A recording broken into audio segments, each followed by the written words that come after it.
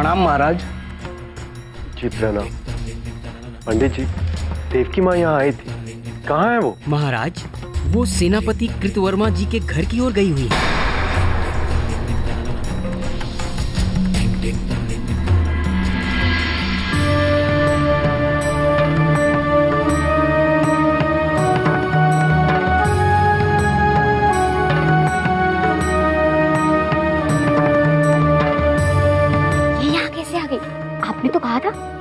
कुलक्षणी यहाँ नहीं आएगी। पता नहीं कैसे आ गई। मैं कोशिश करके इनको अपने बच्चे को छूने से रोकता हूँ, पर भगवान के लिए तुम कुछ उल्टा सीधा मत करना।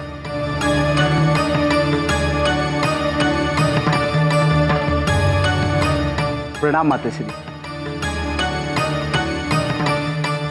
स्वागत है आपका। सौभाग्य हमारा कि आप हमारे घर पधारे।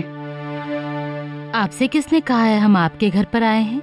हम तो अपने पोते को मिलने के लिए आए हैं।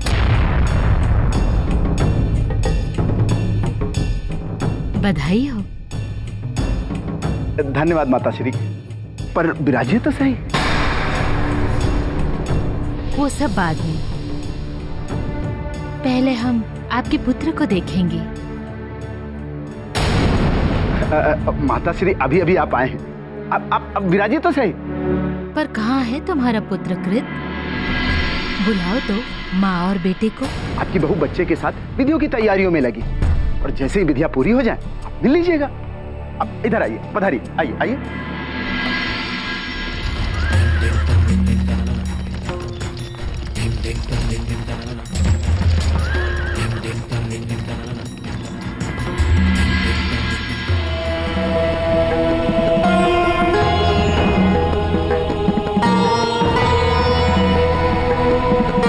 अब बालक को सभी उपस्थित भद्रजन और नारियों से आशीर्वाद दिलवाया जाए।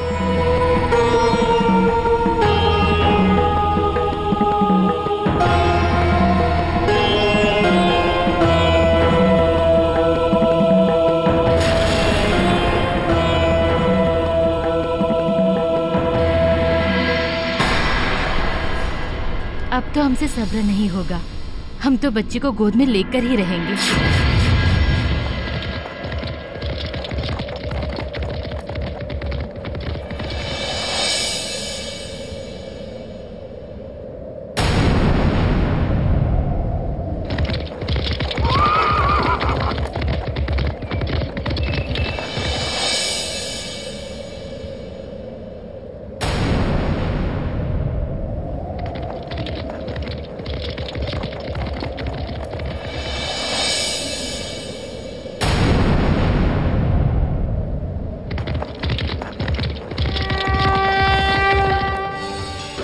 पुत्र दीर्घायु हो।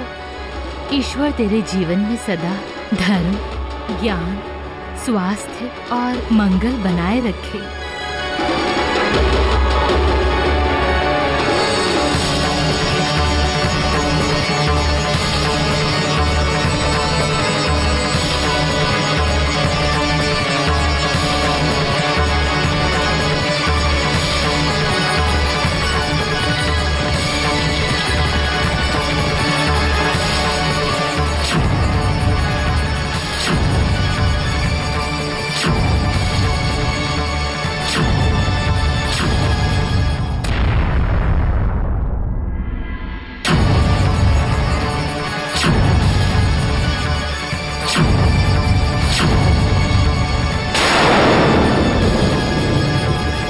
चुप कैसे हो गया?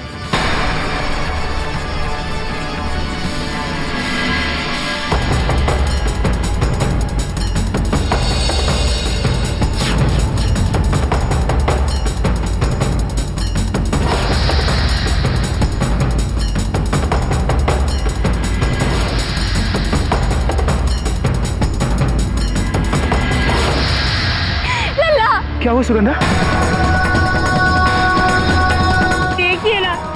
हिल भी नहीं रहा। लल्ला, ये अचानक से कैसे चुप हो गया? लल्ला, लल्ला, लल्ला, लल्ला, सुगंधा, लल्ला मर गया। मेरा लल्ला मर गया। सुगंधा,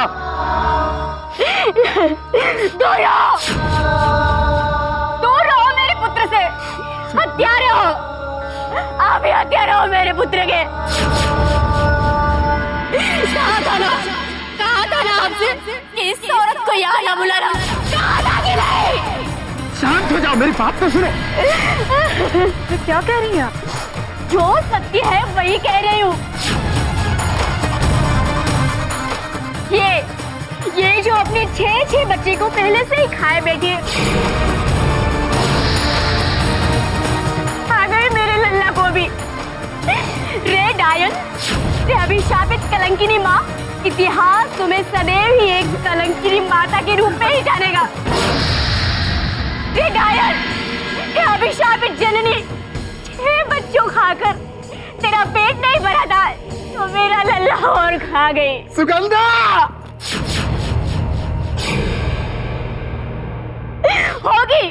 होगी तो महारानी की ही और की, परंतु इतिहास तुम्हें सदैव ही यादव कुल की कलंकिनी माता के रूप में ही जानेगा।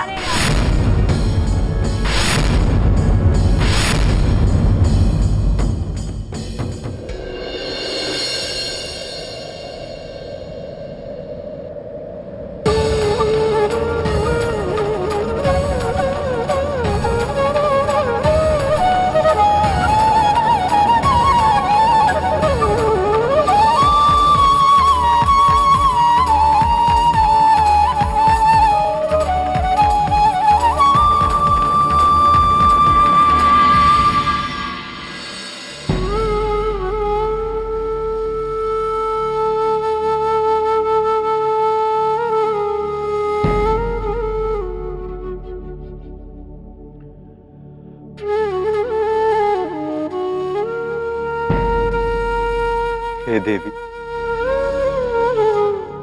मैं जानता हूं कि इस समय आप पर क्या बीत रही होगी। एक मां से उसका शिशु छीन लेना उसके संसार छीन लेने जैसा है।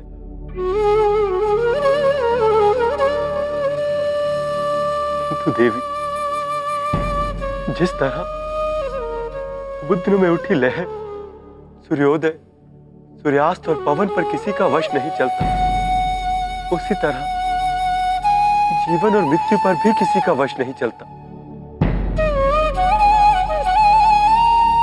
इसमें किसी का क्या दोष?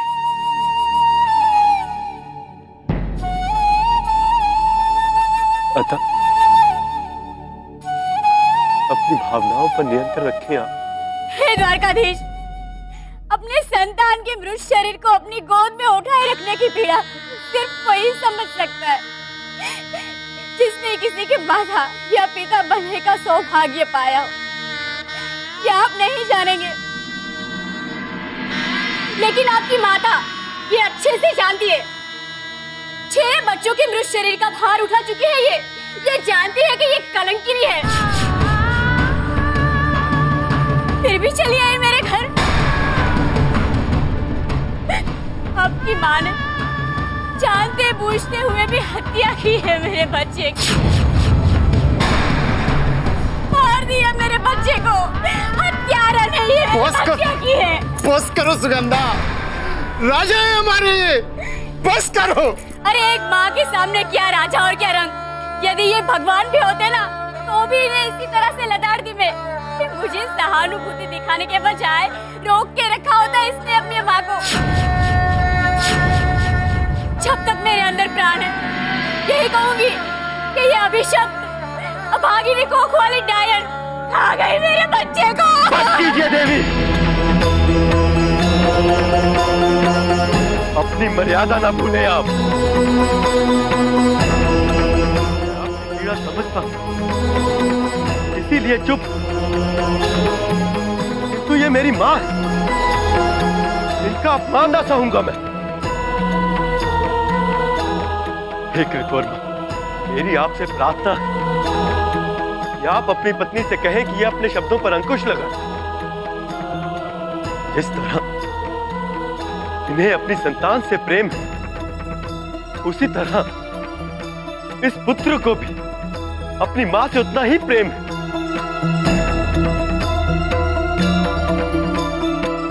अपनी मां पर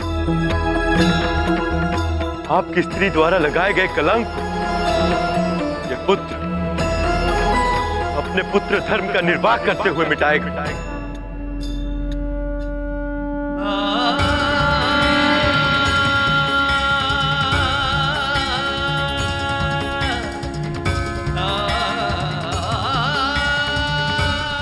मैं देव की नंदन कृष्ण सूर्य चंद्र अग्नि जल और वायु को साक्षी मानते हुए ये वचन देता हूं कि आज सूर्यास्त से पहले आपके पुत्र के प्राण लौट आएंगे। उसके लिए चाहे मुझे स्वयं सृष्टि के नियम ही क्यों ना बदलने पड़े, चाहे काल चक्र को उल्टी दिशा में ही क्यों ना मोड़ना पड़े।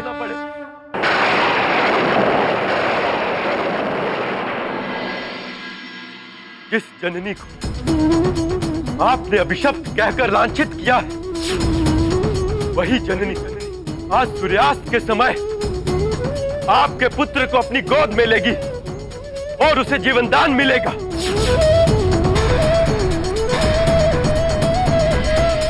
और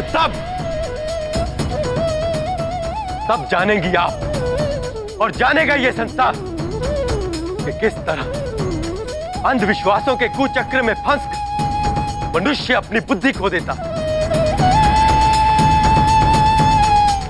आज आपकी आंखों से ये अंधविश्वास की पट्टी हटाकर मैं अपनी मां का मान उन्हें दिलवाने जा रहा।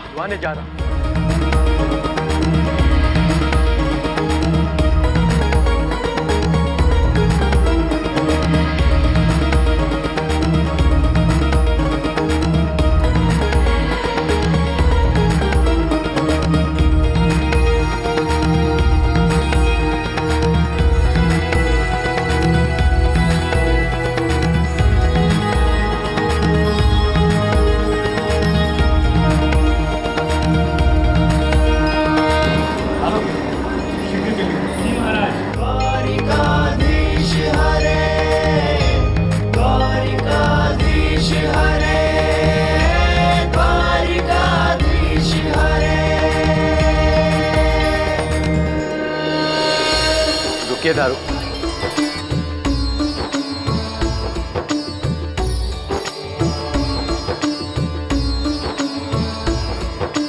मातृ प्रेम के सामने विवश हुए भगवान,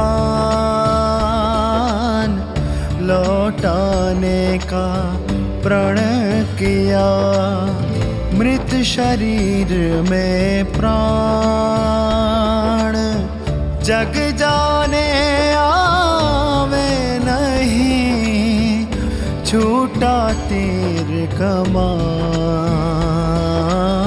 चले बदलने कृष्ण जी विधि का लिखा विधान, विधि का लिखा विधान।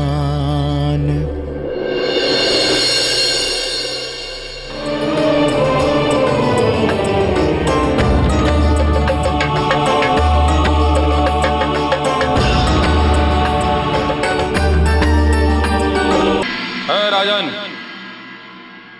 हम यमदूत हैं, काल के प्रतीक। जो हमारे सामने हमें रोकने का दंड जानते हो? हे कालदूत, मैं मां देवकी का 7वां पुत्र हूं। मां देवकी के 6 पुत्रों को उनके भाई कंस ने जन्मते ही आपको सौंप दिया था। मेरी मां का इसमें क्या दोष था? तथापि ये संसार मेरी मां पर अभिशप्त जननी का कलंक लगा रहा है। और जिस शरीर की आत्मा को आप लेकर जा रहे हैं, उसकी मृत्यु भी उसी समय हुई थी जिस समय वो मेरी मां की गोद में था। और दुर्भाग्यवश वही शरीर के काल का क्षण भी था। शिशु की मां, मेरी मां अपशगुनी और अभिशप्त होने का कलंक लगा उनका अपमान कर रही है। एक पुत्र अपनी मां का यह अपमान कैसे होने दे? इसलिए इस शिशु की आत्मा को उस शिशु के शरीर में डाल उसे प्राण दान देना चाहता हूं मैं।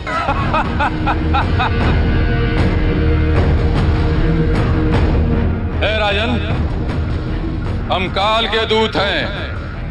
एक बार जो अपना कार्य करने निकले तो किसमें इतनी शक्ति है जो हमसे हमारा कार्य छोड़वा दे? हमारा पद छोड़, अन्यथा कहीं ऐसा ना हो कि इस बच्चे की आत्मा छुड़ाते छुड़ाते तू अपनी स्वयं की आत्मा खो दे। कालदूत, मैं जानता हूं कि यह सृष्टि के नियमों के विरुद्ध, किंतु एक पुत्र का अपनी मां के मान की रक्षा ना कर पाना भी तो पुत्र धर्म के विरुद्ध।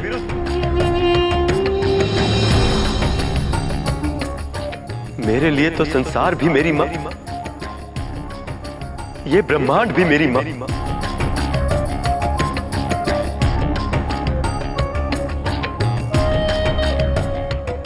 आपसे पुनः निवेदन है, आप इस आत्मा को मुक्त कर दें,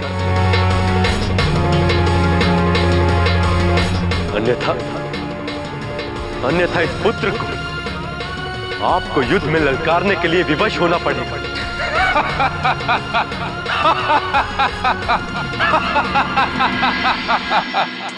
ए राजन, तुझे मृत्यु का तनिक भी भय नहीं जो मुझे ललकार रहा है?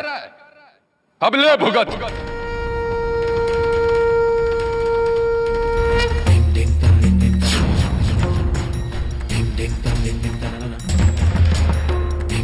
कालदूत, या तो इस आत्मा को मुक्त कर या आज काल स्वयं काल का ग्रास बनेगा, और तब भी ये आत्मा तो मुझे मिलेगी।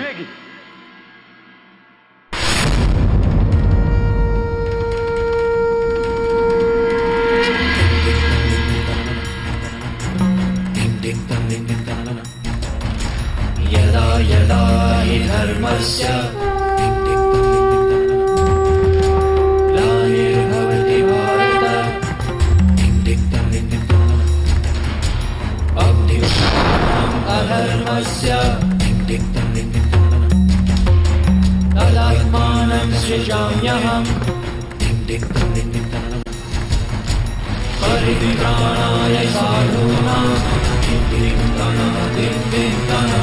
विनाशाय च दुष्कृतां धर्म संस्थापनार्थाय संभवामि युगे युगे। राजन, इस चक्र को रोको। राजन, इस चक्र को रोको।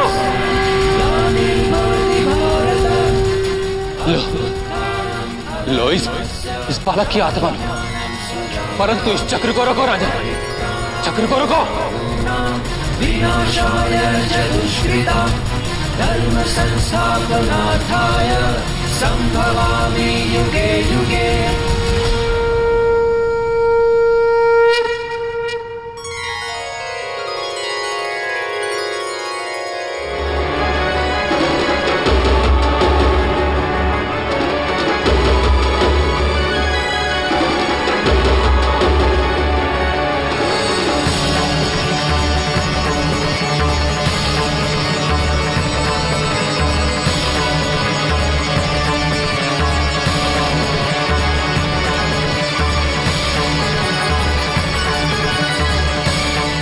दुष्टता के लिए तू बहुत पछताएगा देवकी नंदन। अब मेरे स्वामी स्वयं यमराज आकर तुझे उचित दंड देकर तेरे प्राण हरेंगे।